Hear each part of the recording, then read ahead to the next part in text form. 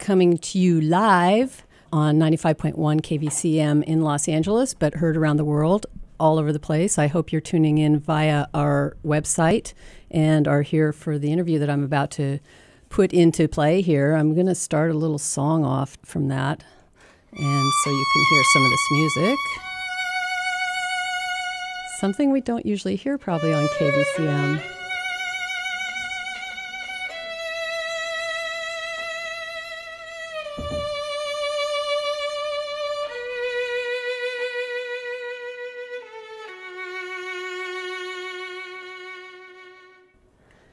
And this is the music composed by Ciaran Hope, who is an Irish composer, musician, and I want to welcome Ciaran to the program. Hi, Ciaran. How you doing? How are you? I'm doing fine. Thank you very much. Thanks for having me on. Down a little bit so that we can hear everybody. I appreciate you being here today. I know how busy you are.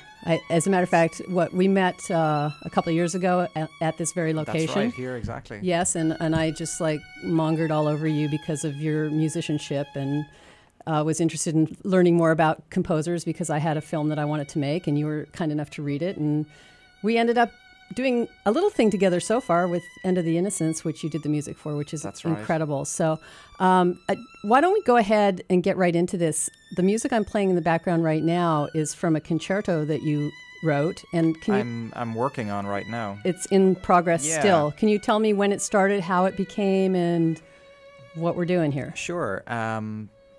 Maybe, oh my God, it was like a year and a half, 2 years ago, my good friend Cora Lunny, she's an Irish violinist, she approached me about writing a piece for her, basically. That's how it started. It was an idea. She had an opportunity to record a piece of music, to record a concerto, and she needed a piece to go along with it from some living composer. And she made the decision that she wanted it to be me. And I was a bit taken aback. I hadn't realized, she played for so many people that I didn't assume that I stood out among everybody else. So she asked me would I do this, and I said sure. And we started trying to basically find some money because it was going to take some time. It's not a thing that you just knock out in a week or two. And we applied to the Arts Council of Ireland. It's basically a cultural wing of the Irish government. Then funds are filtered through there to support art projects in the country. So we basically applied, and we were awarded what's called an Arts Council of Ireland Project Bursary Award. So that actually allowed me to take some time to sit down and start working on the piece for her. So at this point, we've been working on it just over a year, and I'd say there's another couple of months of work basically left before it's going to be completed.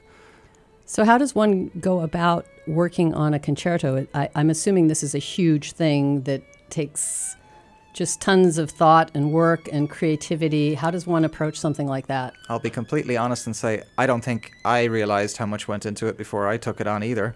The first couple of months, the way we approached it was we both sat down together, and she introduced me to an awful lot of her favorite violin concertos. So we shared this listening experience of I'd go through them, I'd download the music or get it at a library, and I would read the score while listening to the music. And I just started to piece apart these different great concertos. Like everybody has their own list of what their favorites are, but both of us, it turned out, we liked Shostakovich's violin concerto, we liked Prokofiev's, we liked Brahms. We had Beethoven's violin concerto, it turns out, before we even got into this project, was both of our favorite pieces of music. So that's kind of another reason I was a bit taken aback, that this recording, the idea was this piece was to be written to work as a sister piece to Beethoven's violin concerto. She wants to tour them together, and she wanted to record them together. And to have an opportunity to write a piece of music, to sit alongside your favorite piece of music of all time, was just very, very trippy, to say the least. That's why it took maybe a week or two for it to sink in. I kept thinking I was daydreaming or something. If someone could see my face right now, I'm looking at you going, are you kidding me? Who would ever attempt to write a companion piece to Beethoven? I mean, that's just crazy. Yeah. And I'm assuming that put a ton of pressure on your shoulders. It really did. I felt that the issue at hand was, writing a piece like this. If we were going to bother to write it, we should do it properly. I mean, an awful lot of people write pieces of music every day, but why are no other pieces elevating to that level of those great pieces? And it's because, you know, we've had hundreds of years of writers, and from this body of work, you know, great pieces have ascended to the top.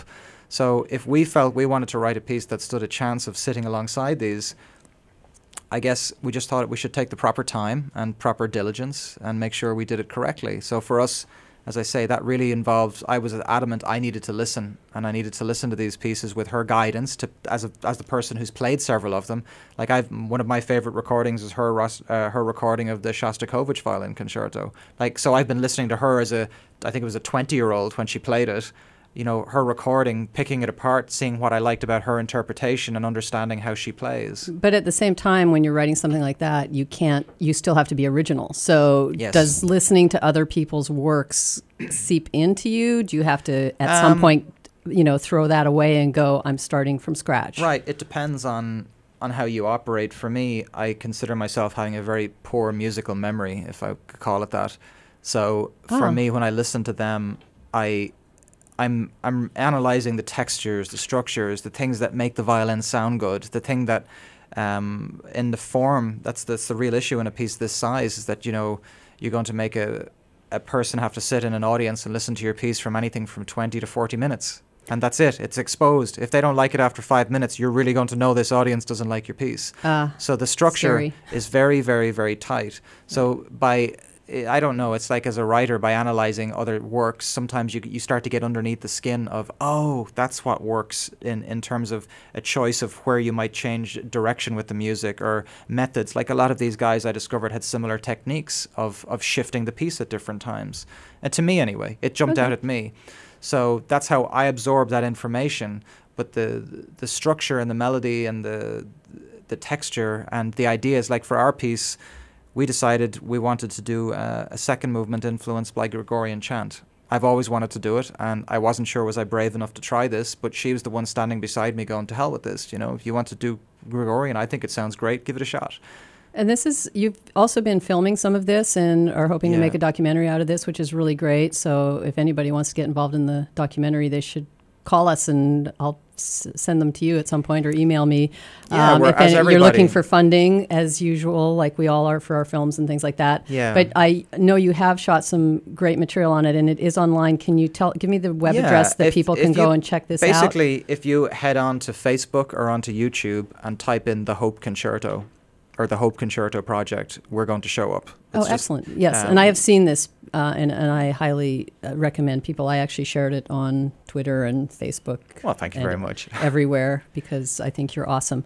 So let's listen to one more piece out of this, and this is the. Let me see. It's the first movement. It's the first movement, but we're going to play the second version of the first movement because we're going to let people listen to you telling this virtuoso violinist who's brilliant, and you're telling her what to do. I think that's just great. We're basically working together, doing a read-through of ideas I had, and I just thought it might be interesting to show what goes on in that scenario. Is this the right one?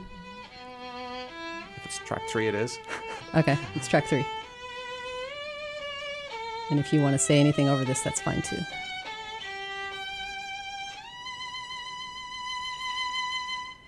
Okay. So that ended up being more violent. Yeah, it did. Yeah. Now give it a softer touch. That wasn't my intention at all. It's okay.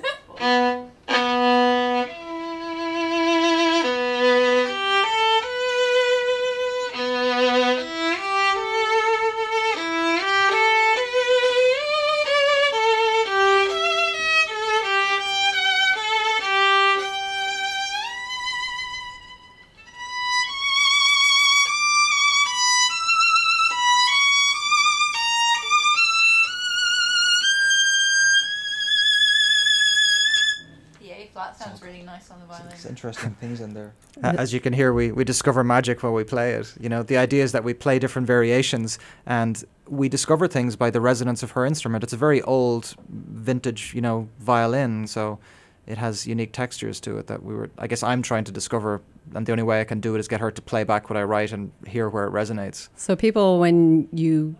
after this interview, I am going to be putting it online. I am recording it, so you can go back and actually listen to that, because myself being in the studio with Ciaran here, I was like looking over at him going, wait, who's talking? Are you talking over the music, or is that you in the music? So that was really interesting because it was like surreal. Yeah, that was really strange. I was like, wait a second. You're in a Bruce Lee movie. My lips aren't moving. What's going on here? Okay, so now you were working on this in Ireland at the Yes. same time that I was begging you to do the music for my short film. That's right. Which was really funny because I was like, when I called you up, and I hadn't talked to you in a while. I think this is only the third time I've ever seen you in person, by the way, which is really interesting to me because we met here and then we had a lunch after you'd read my script, which you really liked the feature, which still we do. are going to do that, Yeah. and you are going to be the composer on that for sure. Aww. Well, I might have to sell you to the director because I'm not directing that one. But at any rate, yes, you're in because you're brilliant. But then I had this short project that I did, and I'm like, oh dear, do I dare call him to see if he'll do this? And I think when you called, you didn't even realize I called you from Twitter and we were yapping and you go, can I meet you? And I said, well, I'd like to and all, but I'm in Dublin right now. And you go, what, you're Twittering me from Dublin? Or it was, sorry, Skyping. Oh, it's Skyping, yeah. Which was fun. I would have been happy to come over if you sent me the plane ticket. I would have been there in a New York minute. But so I'm talking to you on the phone and you're saying, yes, I'm, buried in this concerto and it's not going well and I'm hating every minute of it. And I'm like, well, do you think you could write some stuff for this little short I'm doing? And here's my schedule. And you thankfully agreed to do it. And now listening to the concerto music, I don't know exactly how you could have possibly fit this in. But I want to play a little bit from that so people can understand the difference between a concerto and writing something for film. Sure. Which is completely different. And actually, your choice, you know the score I did for you. So. I do know some of this. I'm actually going to play a bit from the first one. And then I want to go into the second one because I just want to tell people that I really scored big on getting Ciaran to do this because he was in Ireland. He was able to add some beautifully live orchestrated music from a cello player who happens to be your sister, I think. That's right. Well remembered. And also from is it Katie St. Pierre? Who's the soprano. The soprano, yeah. Yeah, which just totally shocked me when you sent me a thing going, well, you might need to credit these two people. And I'm like, cello and then soprano? What could that possibly be? And when we get to that one, I'll tell you the effect that had on me. But I'm going to go ahead and play the first track. Feel free to talk over it if you want to talk about it, because I actually would like to know more about what inspired you with doing this.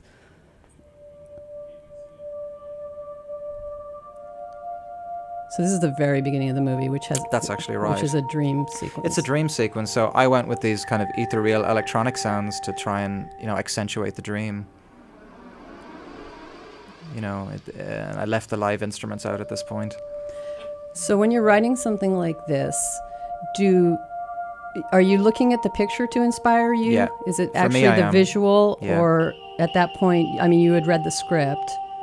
For me, I like the image a lot. I can write off a script, but I have much more fun writing off image. So if you remember, I kept saying I'm waiting until it's edited to send it to me, because I didn't feel like while I was working on something else, I was saying I'm going to save it all until when I get the impression I get from what I see, because that's going to inspire me best. Right.